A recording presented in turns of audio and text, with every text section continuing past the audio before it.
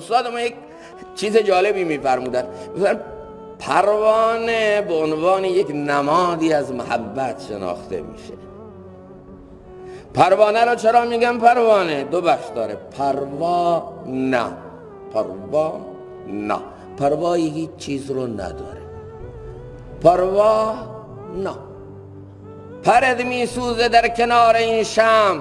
پروانه ممکنه بمیری کنار این شمع. پروانه دور این شمع چرخ میزنی، مردم به تو میگن دیوانه. پروانه برای این بهش میگن پروانه. ای بلبل شوریده عشق ز پروانه بیاموز، کان سوخته را جان شد و آواز نیامد. اتفاقا جان میده و سرصدا هم بگید. حالا علامت های اهل محبت چند تاست؟ خدا اینا رو بیان میکنه. علامت های اهل محبت: یحبهم و یحبونه. اولین علامت، الله اونا رو دوست داره، اونها هم الله رو دوست دارن. این محبت دو طرف است، دونوں جانب سے اشاره ہو چکا. تم ہماری ہم تمہارے ہو چکا. از هر دو طرف اشاره شد. محبوب به محب، محب به محبوب. هر دو از هم شدیم. من تو شدم تو من شدی، من تن شدم تو جان شدی، تا کس نگوید بعد از این من دیگرم تو دیگری. از اون طرف هم محبت، از این طرف هم محبت. استاد ما حضرت مولانا حکیم محمد اختر رحمت الله تعالی علیه میفرمود، الله قبرشو پر نور کنه، میفرمود اولین حرف محبت میم و میم از وصل دوتا لب ادا میشه. وصل محبت تا وصلی نباشه محبتی نیست. وصل محبت اولین حرفش تقاضای وصل میکنه. اینطور عاشقانه تا به حال کی تونسته؟ بعضیا فکر میکنن عشق رو اونا فهمیدن. این نه عشق استان که در مردم بود، این فساد از خوردن گندم بود. این شکم سیریه. دو روز گرسنش نگه دار.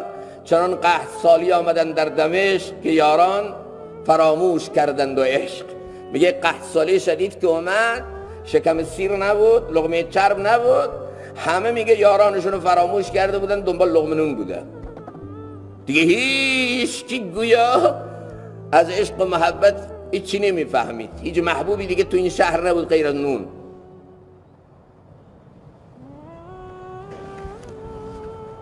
محبت واقعی رو دوستان خدا فهمیدن، اونایی که دل به الله دادن و برای خدا زیستن، اونایی که با خدا محبت کردن و خدا با اونا محبت کرد. یحبهم و یحبونه.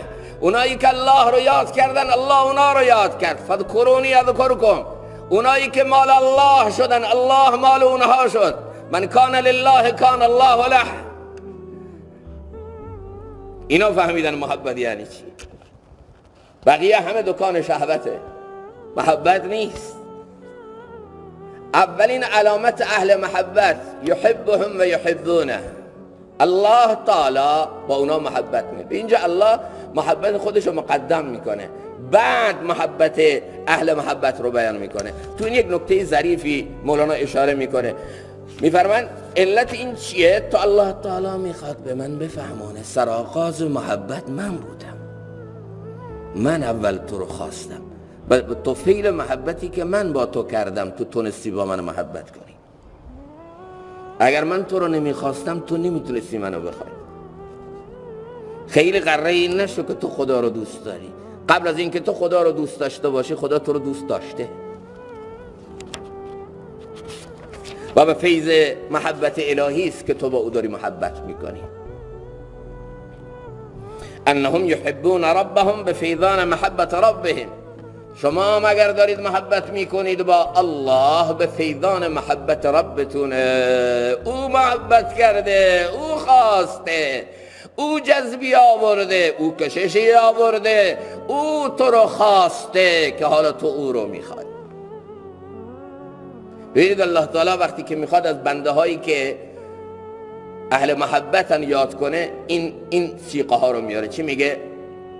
واتخذ الله، اتخاذ، اصطفا، اجتبا، اتخاذ، همه اینا اینه که من گلچین کردم، من برگزیدم، من انتخاب کردم، من برای خودم برداشتم.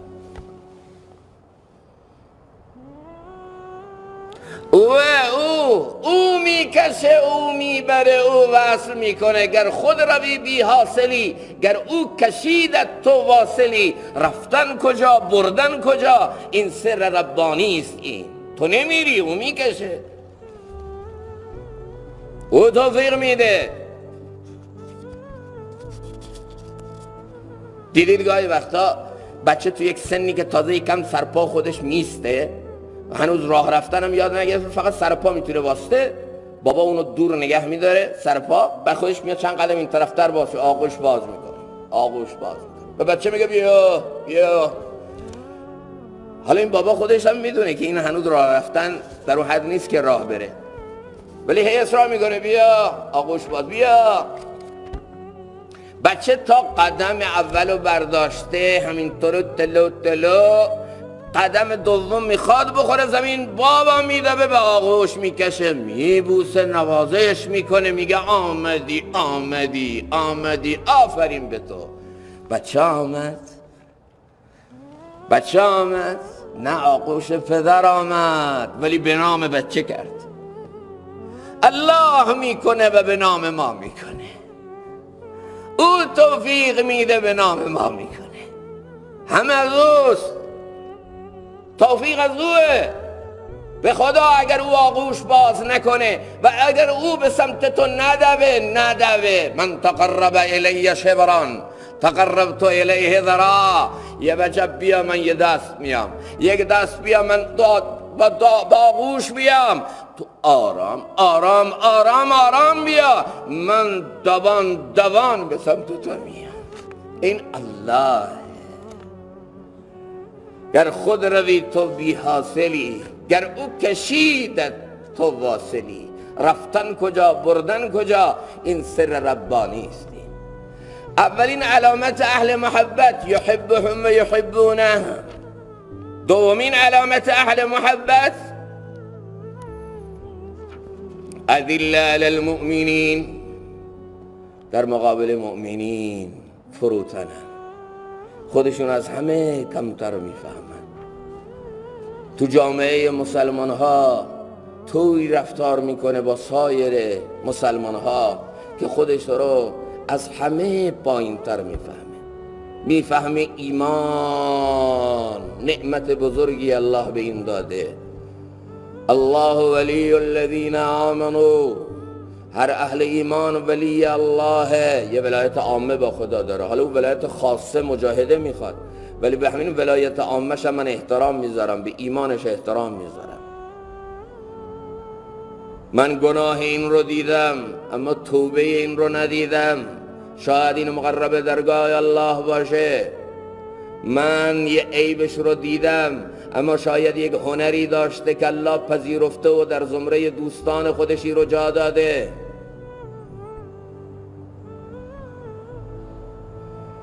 انما الاعمال بالخواتیم، اعمال با خاتمه اون سنجیده میشه. خدا میدونه این آخر الله بهش توفیق بده با ایمانت دنیا بره، دوست خدا دنیا بره، ولی کی به من تضمین داده، گارانتی داده که من چطور از دنیا میرم؟ آخر عبادتم طاعتم بندگیم چی میشه؟ لذا دلیلی نداره که من از همین الان به خودم نمره 20 بدم و مسلمانها رو کوچک بفهمم، خودم رو بزرگ بفهمم. میگه یک نشانه ولی و دوست خدا اینه که زیاد خودش رو تو عبادت، تو طاعت، تو خدمت دین زیاد خودش رو کم میفهمه و کم دیگران رو زیاد میبینه. این ولیه، این دوست الله. یکی از بزرگان غالبا جنید بغدادی بود، میگه تو مسجد نماز میخوند، یکی باشون کار داشت، بعد دید که ایشون مشغول نماز هست، خب گفت مزاحم نمازش نشم. علما میگن وقتی شما میرید یک فرد رو میبینید در حال عبادته، طوری رفتار نکنید که تو عبادتهای او خلل ایجاد بشه. اگر شما این کار رو کردید ایذای مسلمان حرامه. حتی پشت سر نشستن و فکر کردن به این که کاش زودتر خلاص کنه، چون همین پالس منفی شما، همین فکر غلط شما در او تأثیر میذاره. شما حق ندارید حتی آرزو کنید که زودتر بلکه تموم کنه بیاد من اینجا مشکلمو حل کنم. نه، همین حتی ناجایزه. بله الان داره عبادت میکنه، تو کار داری، این فرصت نشد برو یه وقت دیگه بیا. اینم رفت یه گوشه این نشست که میشینم تا عبادتش تمام بشه. یا الله، اما این داره طوری نماز میخونه که انگار قرار نیست تمام کنه. رکوع طولانی، سجده طولانی، قیام طولانی، اینقدر طولانی که واقعا اینطور ندیده بود تا به حال. با چشمانی اشکبار، با سوز و گداز، وقتی که شانه ها رو سلام داد متوجه شد یکی پشت سرش نشسته. صداش کرد بیا اینجا. گفت رکوع طولانی منو دیدی؟ گفت بله. گفت سجده های طولانی منم تو دیدی نه؟ گفت بله.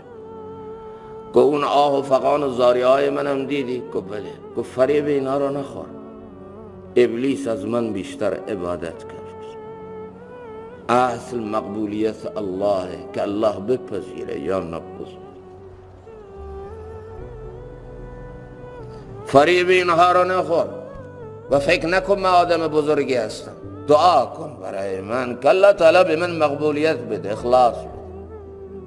به این بزرگانه خودش این همه عبادت و طاعت کرده، به نفسش بدگمان، خودش رو کوچک میبینه. اما همین انسان وقتی یه جایی میبینه یک فرد مسلمان صدقه داد، سجده یک ذره طولانی تر کرد، 3 تا سبحان الله رو 5 تا سبحان الله کرد، میگه این ولی خداست، این دوست خداست، این مقرب درگاه الله، این به خاطر این صفت عزیز ذات الله. ببین بنابراین یکی دیگه از نشانه های اهل محبت چی شد؟ اذله علی المؤمنین اعز علی الکافرین، در مقابل کفار سخت. اگر فروتنی یک فروتنی ذاتی باشه، یا آدم تو سری خوره یا آدم ضعیفه، غیر از فروتنی دیگه چاره ای نداره. خب این اگر فروتنم باشه کار بزرگی نکرده، چه کار دیگه دستش بر نمیاد، مجبور فروتن باشه. گدا اگر تواضع کند خوی اوست. آدم ضعیف اگر بگه من بخشیدم اونو، کاری به کارش ندارم ولش کن، یا تواضع بکنه، از رو ضعفش، از رو یک خصیصه ذاتی خودش کمال نیست. اما اینجا خدا 2 تا چیز رو بیان میکنه، نه تو اینها خشم مطلقه نه محبت مطلقه. اینا خشم دارن، اما تو جامعه مسلمان ها سر برادران دینی خودشون خشمش رو فرو نمیارن. اینا قیمت خشم رو میفهمن. اینا خشمشون بغض فی الله، خشمشون غیرت دینیه، خشمشون نمایندگی از قهاریت خداست، خشمشون لله فی الله بالله. خشمشون جایی فرود میارن که الله میخواد. اینا برای خشمشون هم یه ارزش قائلن، یه نیتی تو خشمشون. خشم حیوانی ندارن، خشم دارن اما بر علیه دشمنان خدا. دوستی دارن اما با دوستان خدا، با بندگان خدا.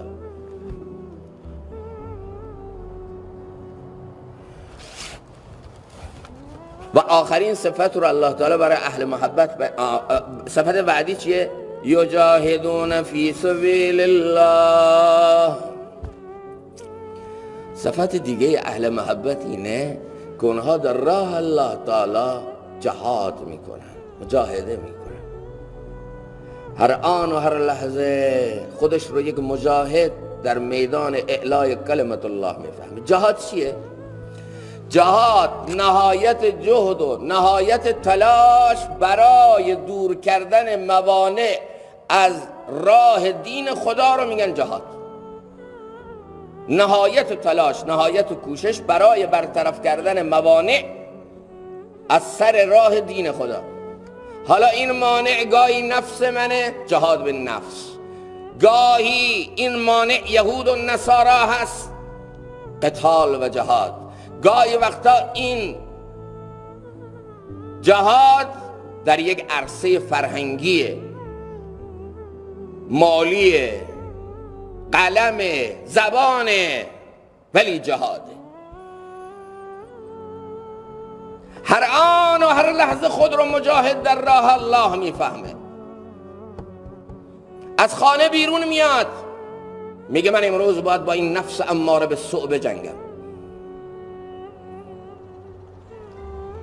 جهاد اکبر اینه که من این نفسی که ما بین و من خدای من پرده و حجاب شده رو از میان بردارم.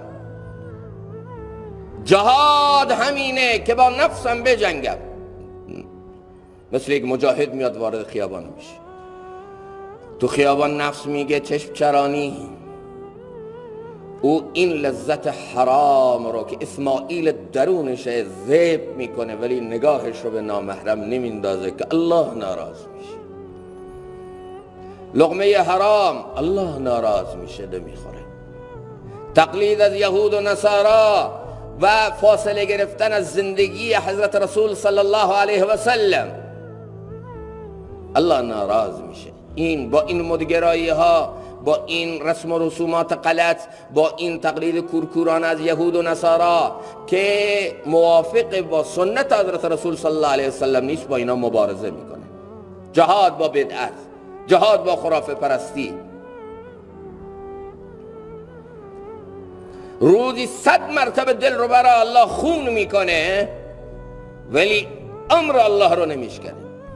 اگر یک بار هم خطا شد، خیر الخطائین، اونجا جز بهترین خطاکارا چیه؟ التوابون، فوراً توبه میکنه تا احساس نکنه توبه من رو الله قبول کرده، آرام نمیگیره. یجاهدون فی سبیل الله. این امت وقتی که یهود و نصارا از امت مسلمی که تنها خودش رو عابد بفهمه یا زاهد بفهمه نمیترسن، اونا از امت جهاد و امت دعوت میترسن. اونا از امتی میترسن که خودشون رو حامل رسالت و پیام برای بشریت بدونن. اونا از امتی میترسن که هر لحظه و هر آن خود رو مجاهد در راه خدا میفهمن. اونا از امتی میترسن که اگر خدا بهشون مال داده میگه جهاد بالمال میکنم، اگر خدا بهشون نطق و سخنوری داده میگه من جهاد باللسان میکنم، اگر خدا بهش مهارتی در نویسندگی داده جهاد بالقلم میکنم، اگر خدا بهش توانایی رسانه‌ای داده تو این جنگ فرهنگی محتوا تولید کنم و با محتوایی که ایجاد کردم با شبهات و شهوات جامعه بجنگم، با بیدینی ها بجنگم، تو هر عرصه‌ای که هست مجاهد در راه الله.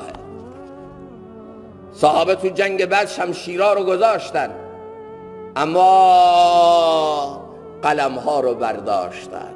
یه نهضت علمی شروع شد. هر اسیری که 10 نفر رو با سواد بکنه، جهل و بی سوادی رو از جامعه برداره، آزادش میکنه.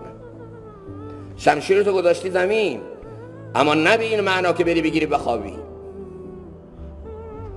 شعله های جنگ تیز شده، معرکه جنگ خیلی داغ شده. یک صحابه شمشیر میکشه خودشو بزنه به دل سپاه دشمن، یکی دیگه جلوشو میگیره. نمیبینی شعله های جنگو؟ نمیبینی چقدر دشمن داره پیشروی میکنه؟ الان بری کشته میشی. قرآن میگه ولا چی؟ لا خودتون رو به هلاکت نندازید. قرآن میگه آیه چیه؟ ولا تلقوا بأیدیکم الی التهلکه. فوراً حضرت ابو دردا میگه بی جا گفتی. این آیه برای ما انصار آمده. این برای این نیست که تو شعله های جهاد بری و جان در راه خدا بدی به این هلاکت باشه.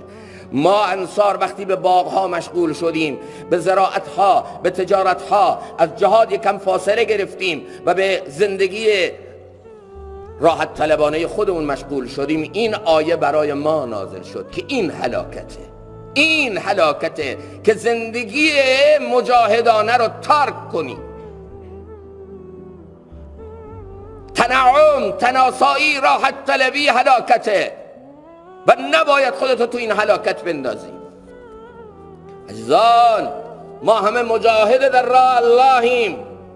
زنان این امت یک زمانی دغدغه‌شون این بود، فکرشون این بود، سوالشون این بود، می آمدن پیش رسول الله سوال میکردن: یا رسول الله، مردا در رکاب تو می جنگن، مردا میتونن کنار تو جام شهادت رو تجربه کنن، مردا میتونن برن در میدان جهاد و جان در راه خدا بدن. ما زنها چرا از فضیلت شهادت محروم باشیم، از فضیلت جهاد در راه خدا محروم باشیم؟ این سوال زنان امت. حالا سوال زنان امت چیه؟ بوتاکس جایز است یا نیست؟ تزریق ژل جایز است یا نیست؟ موها رو نمیدونم فلان کردن جایز است یا نیست؟ مادر، خواهر، سلطان صلاح الدین ایوبی رو تو باید تربیت کنی. غیرت دینی تو باید در رگهای این نوزاد بیاری. تو باید از این یک مصلح جهانی درست کنی. به خدا، از مادری که جذبه جهاد و شهادت در راه خدا نداره سلطان صلاح الدین ایوبی بلند نمیشه. از مادری که جذبه جهاد و غیرت دینی نداره، از اون مادر سلطان محمد فاتح قسطنطنیه در نمیاد. از اون مادری که خودشو فراموش کرده کیه چیه و خودشو مجاهد در راه خدا نمیفهمه. از اون مادر یک مصلحی، یک مجاهدی، یک مجددی پا نمیگیره. علامت بعدی اهل محبت چی بود؟ بگید: یجاهدون فی سبیل الله. قسمت آخر آیه: ولا یخافون لومة لائم. و از ملامت هیچ ملامت کننده‌ای پروا ندارن. ساری جان خلاف ہو پروا نہ چاہیے، مد نظر مردی جانا نہ چاہیے. تمام عالم نپسندن، تمام عالم منو دوست نداشته باشن، من مد نظرم مردی اون جانانه هست. من الله میخوام، او راضی بشه برای من کافیه.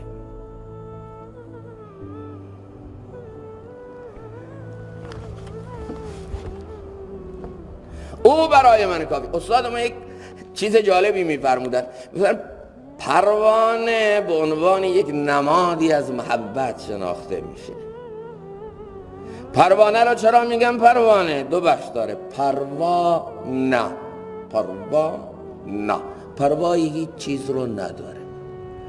پروانه، پرد میسوزه در کنار این شم. پروانه، ممکنه بمیری کنار این شم. پروانه، دور این شم چرخ میزنی، مردم به تو میگن دیوانه. پروانه، برای این بهش میگن پروانه. ای بلبل شوریده، عشق ز پروانه بیاموز، کان سوخته را جان شد و آواز نیامد. اتفاقا جان میده و سرصدا هم بگی نه پروایی داره، نه سر و صدایی داره. خودش میفهمه کنار این شم بسوزم، کنار این شم بمیرم، کنار این شم جان بدم، این برای من بس. ای بلبل شوریده، عشق ز پروانه بیاموز، کان سوخته را جان شد و آواز نیامد. پروانه داره اونی که الله میخواد. ابراهیم وار به این میدان میاد، چاقوی حق رو به دست میگیره، اسماعیل درون رو ذبح میکنه. و اینکه جامعه به من چه میگن، مردم به من چه میگن، دیگران به چه دیدی به من نگاه میکنن، پروا نه. هر چه میخواد بگه بگه،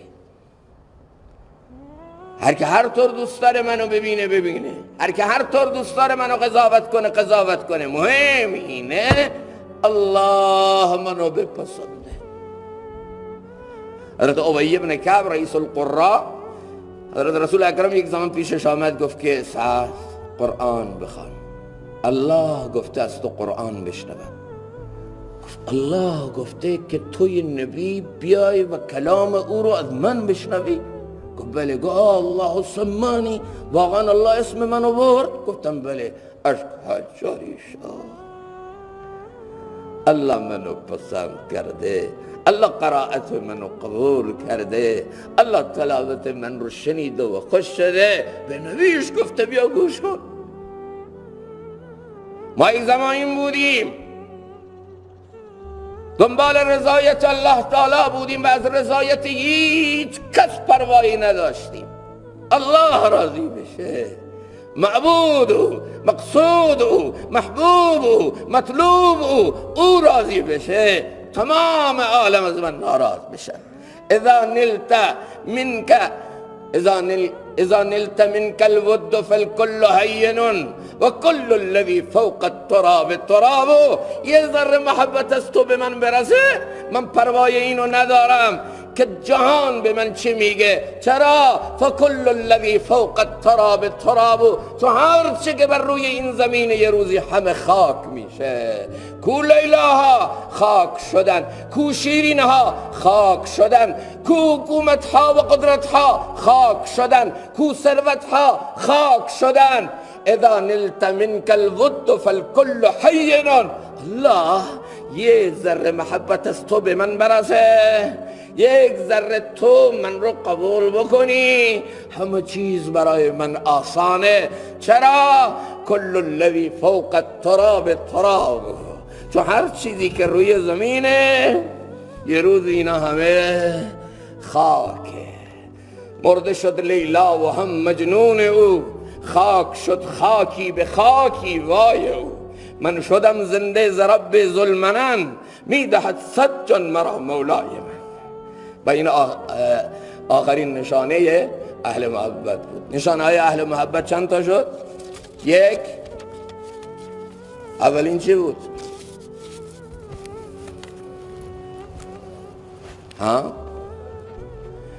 یحبهم و یحبونه. خب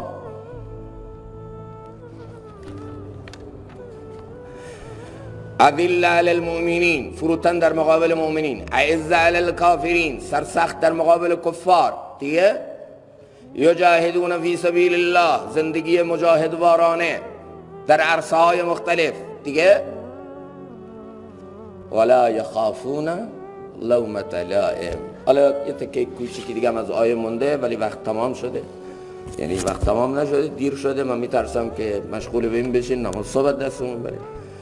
الله تعالی توفیق عمل بده و الله تعالی ذره از محبت خود رو نصیب من شما هم بکنه.